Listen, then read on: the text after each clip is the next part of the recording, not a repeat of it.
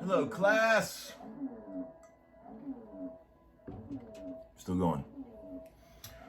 It's your dear Uncle Larry checking in with you. Homeschooling number 106, if you can believe it. I've got this crazy shirt that somebody sent me. Trailer Park Vampire Band, if you haven't heard of it. Thanks for that, my friend. And got my old BC Rich from 1978. You know what's crazy about this guitar? I'm going to get into this in a minute. It's got a hidden feature that is actually extremely cool, and I'll show you guys all about it in a minute. But I wanted to thank you for the kind words regarding the last couple of videos I put up, the isolation.com and the one where I was doing my Colin Hay vocal impersonation. You guys were very kind not to cut me to pieces. I'm not much of a singer, you guys, but you know, I've been kicking that idea around for isolation.com for years, and I still think it'd be a great thing. Probably, you know, be some legal ramifications about actually implementing the thing, but if anybody out there has any money and they want to start a cool website, it's a pretty good idea, you know. But I always enjoyed, you know, when I'm on sessions and there's a studio going on in the other room, I like to like stick my head in and just hear what is coming out of the guy's guitar cabinet. It's always pretty cool. You can never tell what song they're playing along with, but it's cool. But,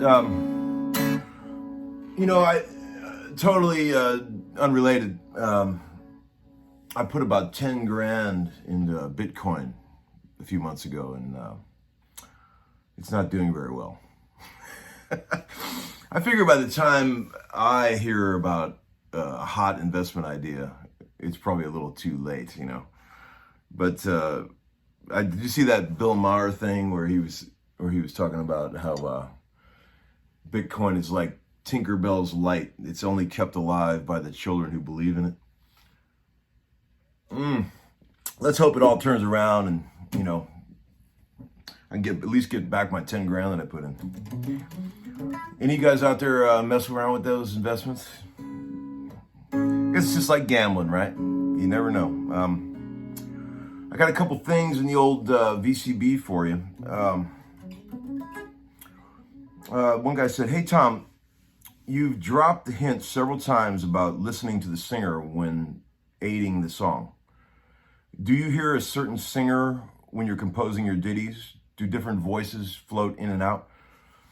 Oh man, I don't know. I mean, maybe sometimes, if I'm writing a certain kind of thing, I'll hear a certain kind of voice, that could possibly go along with it, but not really. I think when I'm just doing my little instrumental jams, I'm just mostly thinking about the music. However, when I'm playing a song, in the studio, that's all I'm focusing on is the vocal. Like I've said a million times. You guys are probably getting sick of me talking about that, but it's a fact. And all the keys, all the clues for what you need to be playing are right there in the vocal, my friends. All you up and coming studio cats, take that one to heart, because that's a fact.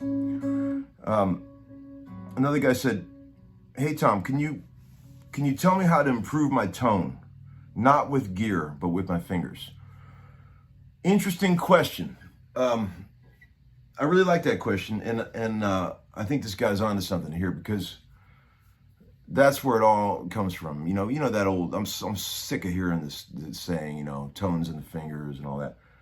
It's true. It's definitely true, but it's just said and overused so much. I'm just kind of tired of it.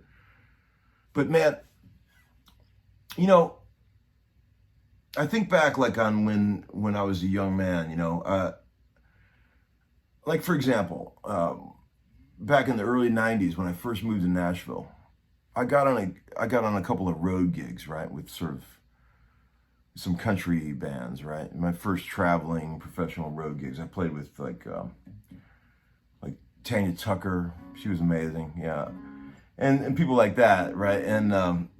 And back in those days, playing that sort of country music, I was really keen on using Fenders. I had an old '66 Stratocaster that was all everything that I used, and pretty easy to get a single coil to sound pretty good through a clean amp when you're sort of an average or intermediate guitar player. Would you guys all agree with that? Just in general, a single coil, I feel like, is a little friendlier with like a small little Fender amp on 2 or 3, right? A humbucker plugged into a clean amp is a bit of a challenge. I remember one time when I was on the road with Tanya, I think I bought an old 59 345 that had humbuckers back when I was Gibson. Back when they were cheap, you could get them for cheap. And I took it to the gig, and I remember thinking, man, it's really hard to get like a good tone for this sort of country stuff out of this guitar. I mean, it was boxy and sort of humbuckery, and I wasn't used to that because I've been used to playing Tellys and Strats. But, the reason I'm bringing all this up is because, I learned how to make it work by the way I touch the strings and the way I pick and the way, like at first it was very foreign, and I didn't know how to touch the guitar to make a humbucker sound cool in a clean amp, right? Seems very elementary, very basic, but it takes years and years of fucking with attack and the way you touch the strings to make a humbucker sound amazing into a small clean amp. It's kind of weird sounding, I know, but I really feel that that's a fact. So like that's kind of where like I really started studying like the touch and like how exactly I'm picking the strings and using my fingers to get tone out of the guitar, right? And that old saying is true, like we all sound like what we sound like from any guitar into any amp and all that stuff, and it's a fact. But the one thing that we carry with us as guitar players is our touch, and the way we manipulate the strings with our hands, right? And it's really hard to explain how to do that. I mean, like if someone this could try to answer this guy's question, it's like, I mean, there are millions of little adjustments and calculations happening in the brain at any moment when you play a note, and I am constantly adjusting and changing my touch, in accordance with what I'm hearing in the headphones and stuff. There's, like I've said before, there's a million ways you could play the same lick, in the way you touch it, velocity, and where you play it, you know, on the guitar, and what part of your fingers you're using and what part of the pick you're using. It's like endless shades of tone, right? And I think that kind of stuff is absolutely impossible to describe to someone, right? Like how you're doing it. I think it's just something that we all, as guitar players, sort of just naturally sort of, you know, pick up, you know, and we learn it as we go. I mean, I think that's why over all these years I've really adopted the sort of, you know, hybrid pick fingers technique, because I'm just looking for so many shades of expression, you know, from the softest fingers to the hardest pick. You know, I want to have all that stuff available at all times, right?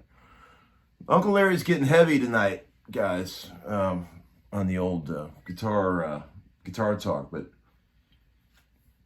I like that question, and that's the best I can do to answer it. Here's another one. Hey, Tom, what kind of videos do you like to watch on YouTube?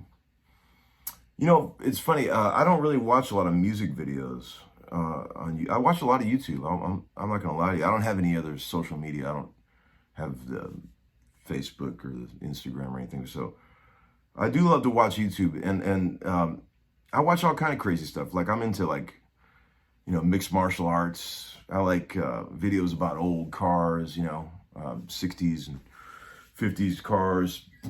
I like stuff about like abandoned houses and ships and, abandoned places. That fascinates me. I'm into the Old West stuff. I'm into, I've always had a fascination with Old West gunfighters like Jesse James, Cole Younger, and all those guys. And I wanted to tell you guys about an old movie that, along those, if you got any interest at all in the Old West gunfighters and all that stuff, there's this old movie called The Long Riders, which I think is the greatest Western ever made.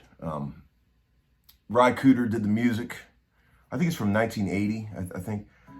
And it's brothers playing brothers, like the Carradine brothers play the younger brothers, and the Keach brothers play Frank and Jesse James. And it's a fucking amazing Western. I've seen it 1,000 times, and I might even watch it again tonight. It's so good. I don't know, you got any gunfighter fans out there? I always thought that Old West stuff was super cool. But occasionally I'll watch the music video, like, dig up some old interview with somebody that I've always loved or something. But let me show you this crazy feature of this 1978 BC Rich Eagle, which I absolutely adore. When I was a kid, all of my favorite rock star guitar players were playing these, because in 1978, this literally was the best guitar that you could buy. Handmade, this smoked the 78 Les Paul that you could buy brand new off the shelf. And it's got, this crazy switch on it right here. You see this switch? That's the magic. It's got a built-in preamp fuzz that is just out of this world, and you can control how much it boosts with this knob right here. So it's like having a badass fuzz built into the guitar, and I absolutely love it. Let me show it to you, all right? So that's on, as you can tell. So here's off, right? And this guitar's got a ton of output just with these DiMarzios, just in regular, not preamp boosted signal. Then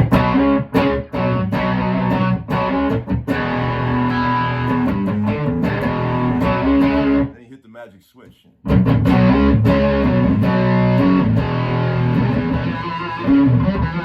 And you can control how much of that you want. Here's all the way up.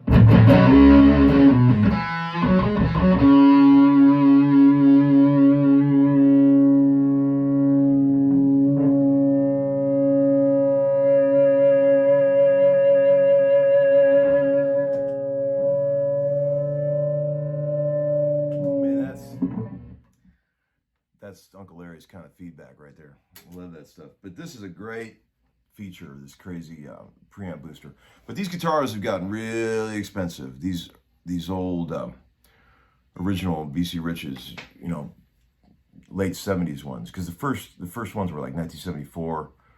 By 77, 78, 79, like you had Neil Giraldo, Rick Derringer, Dick Wagner, Joe Perry. All these guys were playing these guitars. These are badass guitars. But I think the brand sort of got a different, sort of back in the hairband days, a lot of people started using these guitars. But these original ones are really cool if you've never looked into them. And what else can we talk about today? I think that's enough for today. Thanks for watching the channel, guys, and thanks for the support. And the record should be coming along real soon. And I've been talking with Ron at Third and Lindsley about doing another gig when that record comes out, like an album release party, right? And that would be super fun. And so I'll keep you posted on all that.